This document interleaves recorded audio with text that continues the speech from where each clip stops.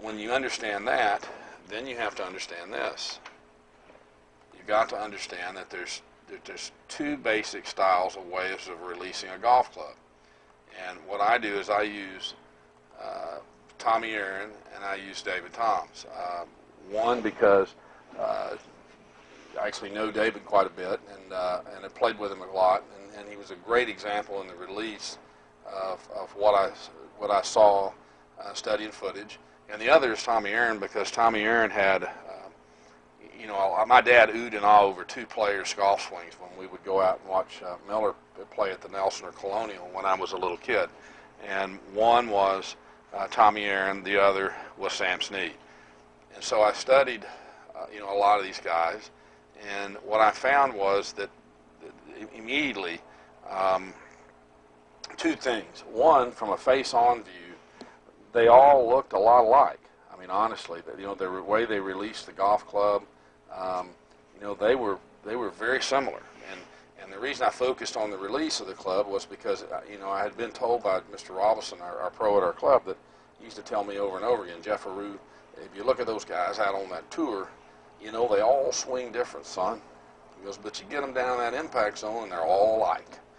Well, and Mr. Robinson played the tour in the 50s and was also a big Hogan fanatic and Hogan influence. And so I took him at his word, so I started studying footage. And from a face-on view, if they were both hitting 3 woods, yeah, they looked a lot alike. From a 7-iron, they looked reasonably close. They all had the shaft leading, the hands were forward, their body was opening up to a degree. But boy, when I got that down the line view, they were very different. And so what I show guys is David Toms on the right and Tommy Aaron on the left, and I just take them to post-impact right there. And you'll notice that David is 4, 5, 6 inches closer to the ball than where he started, and Tommy Aaron is 5, 6, 7, 8 inches further away from it. And so, what they're doing through impact, I recognized immediately was very different, very different. And so this got me thinking, okay, maybe there's two distinct ways of releasing a golf club, and there are, of course. And I didn't know this because nobody talked about it. As a matter of fact, nobody talked about it much besides me until the last few years, and now there's a lot of guys talking about it. But the point is that they're releasing the golf club very, very differently. And so you can see that, I won't go through all the errors that Tommy Aaron makes, but what you will notice is, he's going to back away from it, back out of it, and he's unwinding his core, and then his core starts slowing down. As a matter of fact, in his case, it slows to a stop, and then he rolls the club over. And so his body, his pivot is shut down so that he could roll the club over. Well, that's classic inside-out, roll the wrist type look. Whereas from the top of David's backswing, he works toward the ground, and his trunk never slows down. Never slows down. And so it's very, very different. I mean, what these two guys are doing is very, very different. So, with that in mind, I start studying footage of guys that I knew could really hit the golf ball. And what I kept seeing was the same thing over and over again. It didn't matter if it was Lee Trevino. I saw what I call leverage post-impact. It didn't matter if it was George Knudsen. This is Mr. Knudsen in his prime. And you'll notice post-impact, you can see tremendous leverage. I, of course, was studying Nick Price a ton. And when I looked at Nick Price, I saw tremendous leverage through impact. And the two primary guys that I noticed were Mr. Snead and Mr. Hogan. And I had this old footage. I've had it for a long, long time. I'm not sure where this is. I'm sure this is at the Greenbrier of Sam Snead, but I don't know for sure. I know that Mr. Hogan, this is at Tamarisk in Palm Springs in the early 50s. But post-impact, they were so similar. You could see that angle between the right arm and shaft, which once again I call leverage. So they had maintained leverage through the shot, and their core never slowed down. And so when I saw guys like Snead and Hogan so similar through the impact zone, that really got my attention. And you can look at Sam Snead and Ben Hogan, and the two things you would notice is, if you looked at Mr. Hogan's head relative to the mountains here in the background, when he hits it, his head's moved down. If you look at Sam Snead's head relative to those oak trees in the background, he's moved down. And then post-impact, you could see that the handle went around very low, and you could see the angle between the right arm and the shaft. And you could see how their left leg was posting up.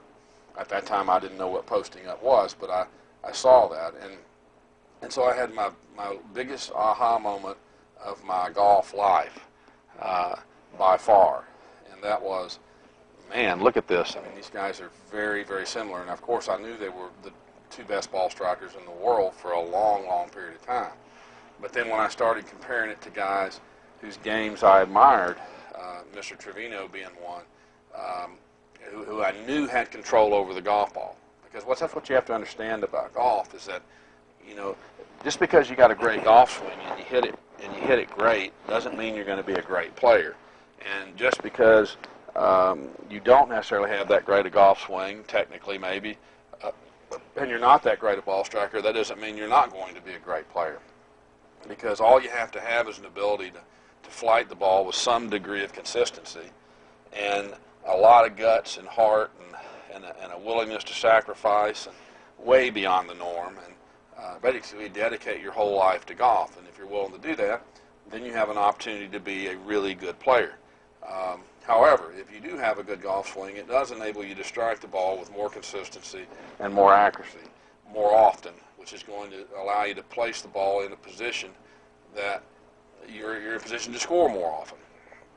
And it also helps you have a degree of inner calm when you're going into a competition, because you simply just don't hit wild double cross golf shots. You're always going to strike it to a degree of consistency that you can keep it on the golf course. And the bottom line is as I started studying players, I kept seeing this over and over and over again.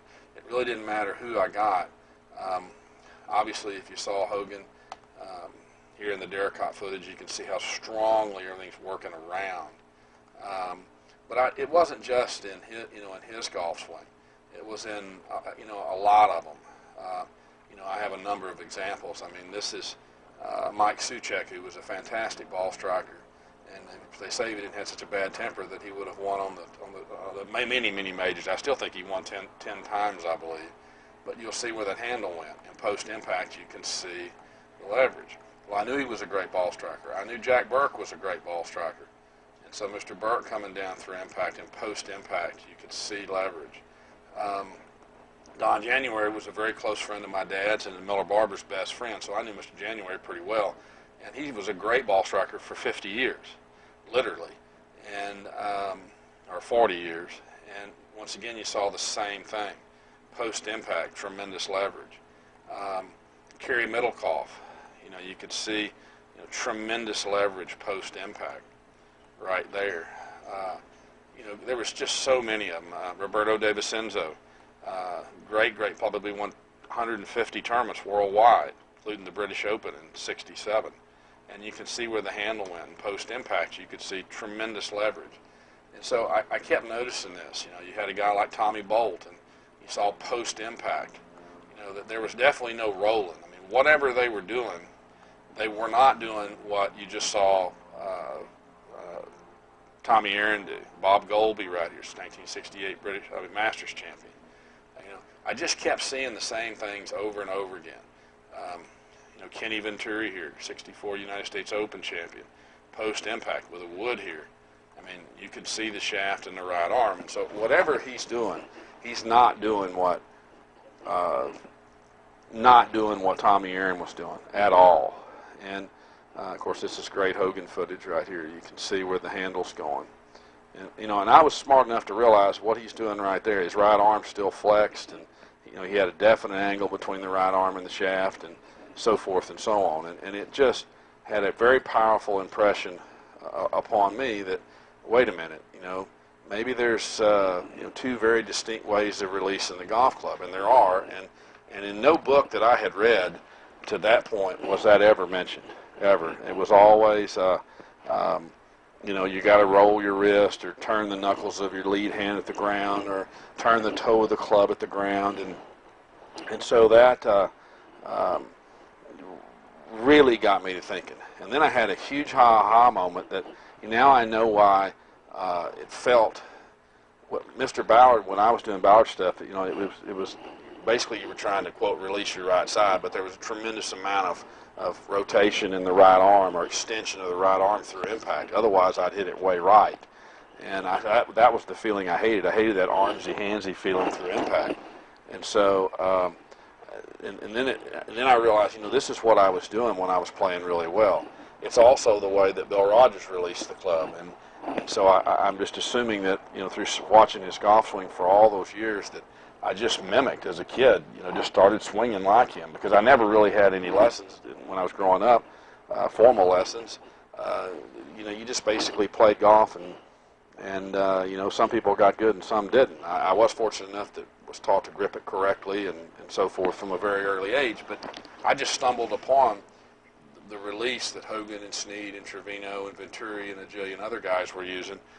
And then when this fellow here saw me swing the club, he thought I was blocking it, because he didn't see that rolling of the club and like the right arm and shaft extending down the line and so forth and so on. And so that was the